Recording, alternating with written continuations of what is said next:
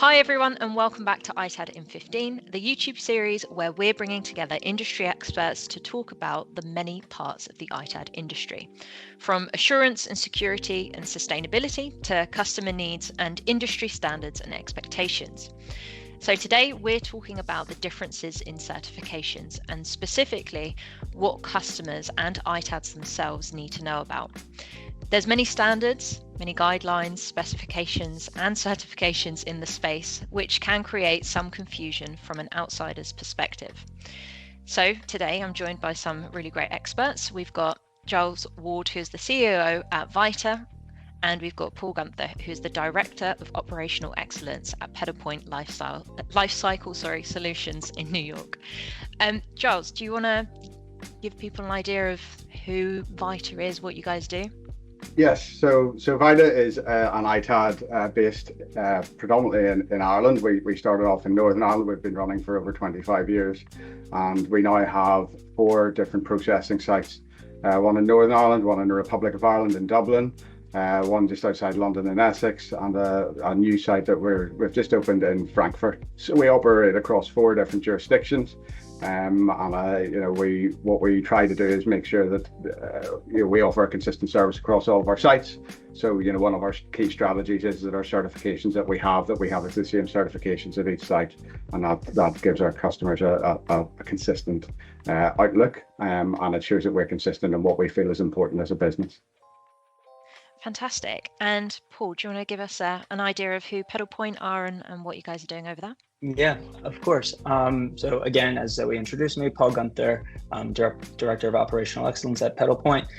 Been in the ITAD industry for about 3 years. Pedalpoint, we are a Korea zinc company, meaning that we will take a lot of different e-waste material, and whether we shred it, whether we reuse it or whatever, we're trying to mitigate our environmental impact and from the consumer waste streams. We have 6 facilities in the US. We have one in Atlanta, Chicago, Denver, DC area, San Antonio, and Vegas. So we, similar to Giles, we have a large footprint in the US focus. Like Giles said, we have the same certifications across our facilities. So our customers and our clients, we can serve the same way, whether it's going into Atlanta or to Las Vegas. Brilliant. Thank you so much for the introductions. And let's talk a bit about the certifications, I suppose that all of the facilities hold, and really what it means for customers. Okay, well, for us, I've been at Vita for 12 years now, and over the last 12 years, I've really had to go through an awful lot more certifications. So starting off with the most, shall we say, the basic of ones. So we have the 4 ISOs that most people would look for. So we've got the ISO 9001, 14001, 45001, and 27001. And and I guess what they do is they establish an element of credibility, especially if you're through a decent certification body. We all know that you can get these things quite easily, but if they're, for us, we're through a UCAS certification body. So that they're instantly recognizable to any customer. They know what an ISO is and they understand that. Moving on from that, in terms of our journey of certification, the next one that we went for was for ADISA. And it's all about the data security. It's all about establishing as an ITAD that we are professional, we're competent, and we're trustable within that sector. And then, moving further on from that, then, as the business was expanding and with our customer range, then we felt that R2 was the next most appropriate one. That it is becoming a more internationally recognized go-to certification in the ITAD sector. And what we feel is that, when you take your ISOs, you've got your ADISA, which is very much data security focused, and then you've got R2, which from my perspective is very much environmentally focused on its responsible recycling. So whenever you blend all of them together with a few other little bits around the edge with, PAS 2060, which is carbon neutrality and things like that, you start to present to your customers the complete suite of certification. Yeah, that's such an amazing range. Yeah, of Giles is a pro at this. I'll jump in a little. So like Vita, we have the ISOs, We also have Rios, which is an integrated way to do ISO 9000, 14045. So quality, environmental, and health and safety, just so it's a straightly more streamlined approach to the individual ISOs. But we have that at our recycling facilities. We're also e-Steward certified, and Giles already talked about R2, so I'll talk a little bit more about the e-Stewards. E-Steward is very focused on the e-waste component that is being generated from the electronics recycling industry, and making sure that it's going to the right places, making sure it's not ending up in landfills and developing countries. It really takes the end of life steps that exist in other certifications one step further. But that's important to clients that generate that kind of e-waste. And that's partially why we're here. There's all these certifications and you have to make sense of them and what makes sense for you and what you need in a partner. If you're only dealing with very high-end servers or laptops, you may not need the assurance that nothing's going to a landfill, to the extent that e-Stewards may have that. But also, I'm going to piggyback off of the idea with R2. Yes, it's responsible recycling, but there's also the idea of reuse first. And as there's mandates in many parts of the world, not quite the US yet, so we're a little behind there, of refurbished technology being more accessible to people. I believe in France, I think it's 30 or 40% of electronics have to have some sort of reuse component.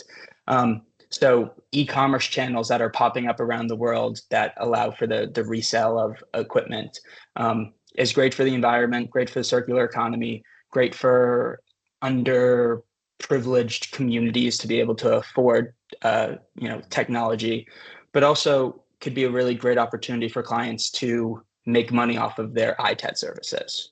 So there's a lot of there's opportunities out there to pay back your clients, which is great for them, and they're helping meet some ESG goals in terms of giving back to the communities that they operate in. So great opportunities there.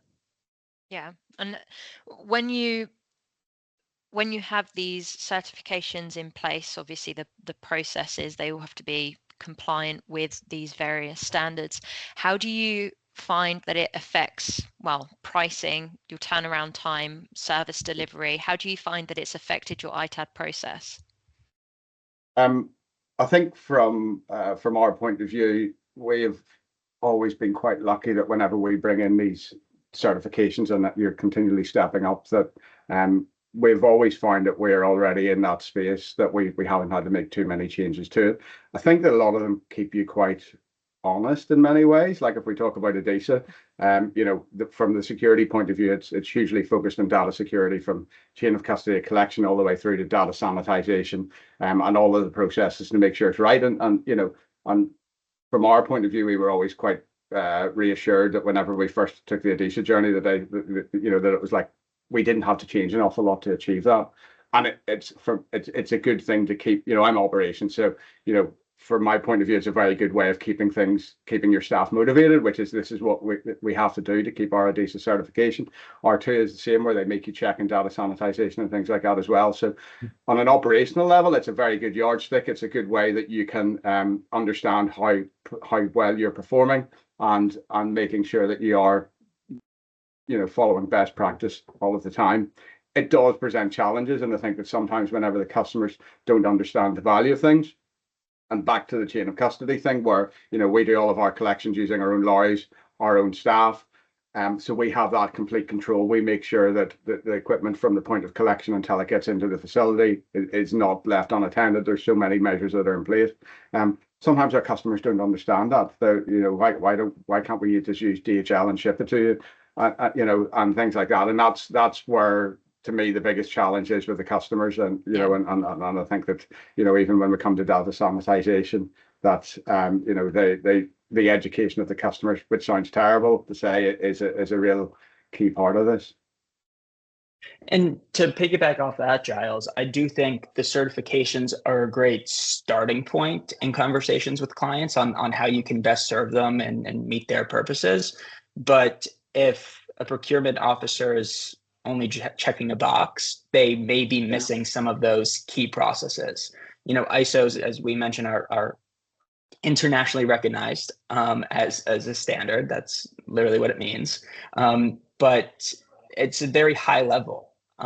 It's how I'm going to meet the requirements set forth in this standard. It might not be the most optimal way. It might not be the most cost effective. It might not be the best way, but I'm still doing that. So it's really important that the conversation starts at certifications, but then evolves into the implementation of it.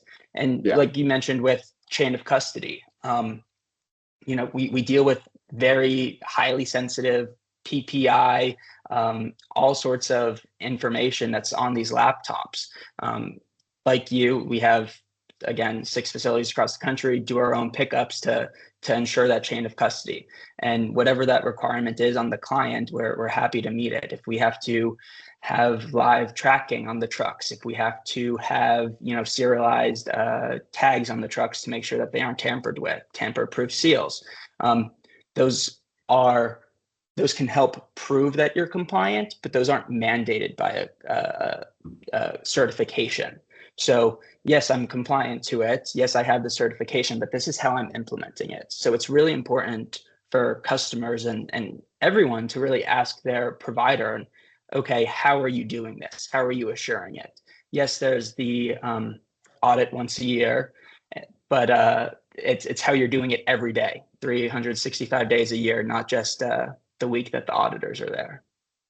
Yeah, definitely. And I think like one of the things with ADISA is the unannounced audits that, where, I always think they're a good thing. I think e-stewards do a similar thing, but, and NAID, yeah, ADISA, they come and they will check for all of these things to make sure that we do have the GPS tracking for the trucks that our staff are security vetted and look for the evidence of all of that through the whole thing. So that is quite a good aspect of it. But yes, as you say, Paul, it's only the starting point, and it's a way to measure how you're performing, but at the same time, you need to be consistent, and it's not about just preparing for an audit once a year. It's about doing it all the time. Yeah, and the standards are going to be changing in the next couple of years here. I think all of the ISOs are due for a refresh in 2027. I think R2 is coming out with a new one in the next couple of years. So those organizations are sitting with companies like ourselves to ask what needs to be put in here. What's the standard that we're going to be raising towards? So it's an opportunity to constantly improve and meet those forecasted demands that are going to be out there. Yeah, definitely. Like to me, the ISOs just demonstrate a level of competence. They're not specific enough, but they just show that you're competent. And if for newer companies that are trying to start their compliance journey and start to get various certifications, it's always the starting point, and it's how you learn how to meet standards and how to audit yourself and ensure that you're continually doing it. So they serve that purpose, but only to a certain point, and that's why we need the more specific certifications that as an industry that we have there, and that rightly need to be kept updated, because the technology is evolving so quickly that if you take data sanitization and you look at the software solutions that are there and how things have moved on from talking about in the UK where it's very focused on 1 times override and 3 times override to now we're talking about logical sanitization, we're talking about purge, and we're talking about clear. These things move on so much. The big thing for us at the moment is locked devices and trying to deal with them. So you've got to keep up, and the certifications have got to keep up with that too. Well, and I think even moving on from certification, so Zoe, you and ADISA, your ITAD Essentials is a fairly new certification, but ADISA had been doing their data, security, validation, products claims tests, all that for years. And I know for me, when I was working in compliance, I loved the ADISA website, where even though it's not a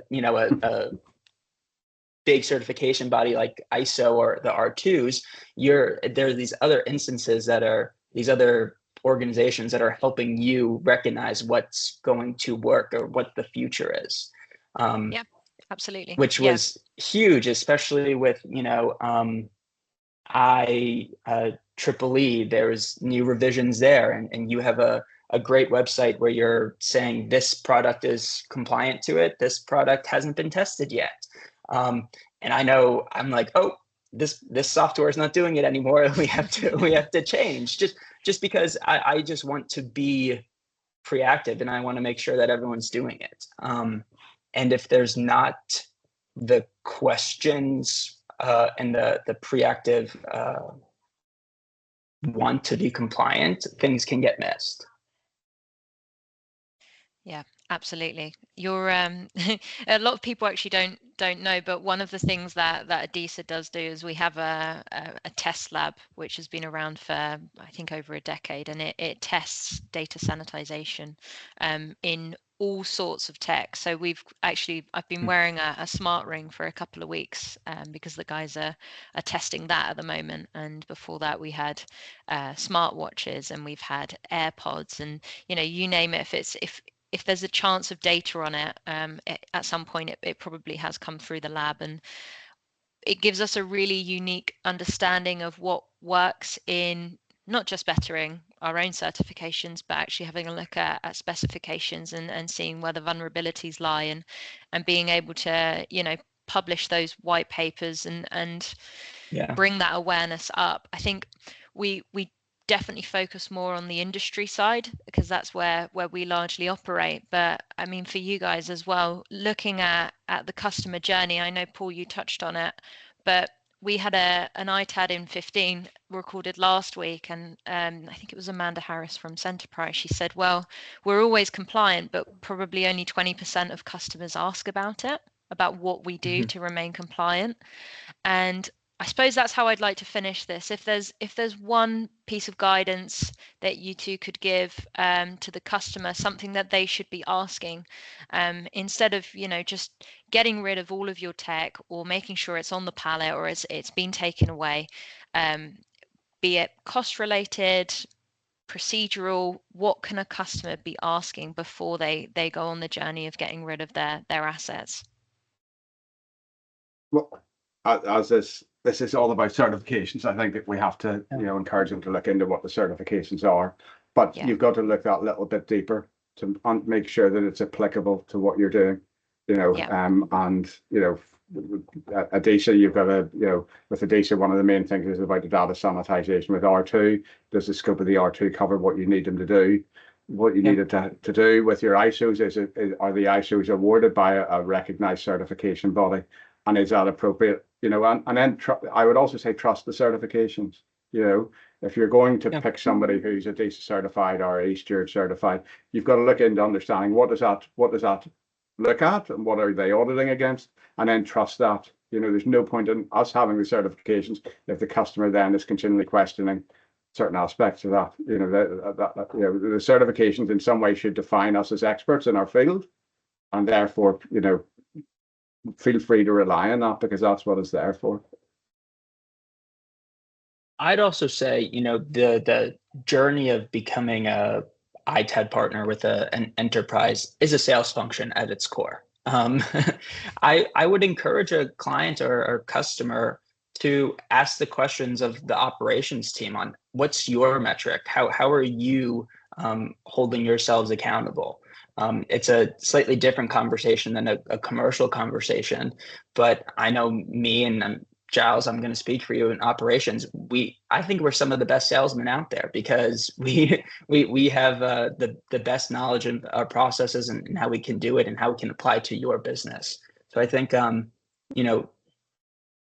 be totally open in asking those additional questions to get what you need. Yeah. No, it's a good point, Paul, and just to add to Zoe, go and if you're looking to select an ITAD partner, go and see their facility, get them to take you on the tour, talk you through the process. That's when you really will get a true understanding of how good these people are, because if you can see the clear processes, the clear checks and balances in place, the security and all of these things, that will, quite often whenever we have people who tour our facility, they can't believe how much we do. And it's only when they really see that happening that they fully understand the complexity of what we do and what the value is of what we're offering them. Yeah. And then Zoe, I know you said the last question, but there was one thing that just came in and I want to touch on. Go for it. You know, and looking at certifications, and especially for large multinational clients, there's very few ITADs that truly have facilities across the world. And so really the question there, it's what's your partner network like? And I know from and being an ITAD, we use these certifications as much to govern ourselves as we do to govern other people. Yeah. To make sure that yes, in the United States, we handle everything. It's under our roofs, but we go to East Asia. You know, we have a strong partner group there that I'm relying on these certifications to, you know, uphold that same level of service. And I think that's a really big deal when you're working with these large multinational corporations. They want to understand that their processes are similar or the same around the world. Yeah, absolutely. I couldn't agree more. It's you know, it's great having that consistency in your own ITAD, in your own facilities. But if you are partnering, which definitely seems to be the way that the industry is going, there's a lot of partnerships going on. That's you know, something that we see more and more. And with that, you do have the obligation to remain consistent, because it's still people's data at the end of the day, and it's people's things. Absolutely. And, yeah, thank you so much, both of you, for your time today and for joining me. It's been very interesting, and yeah, I can only thank you enough. And have a lovely, lovely evening. Thank you. Thanks, Zoe. Nice seeing you, Giles. Yes, good.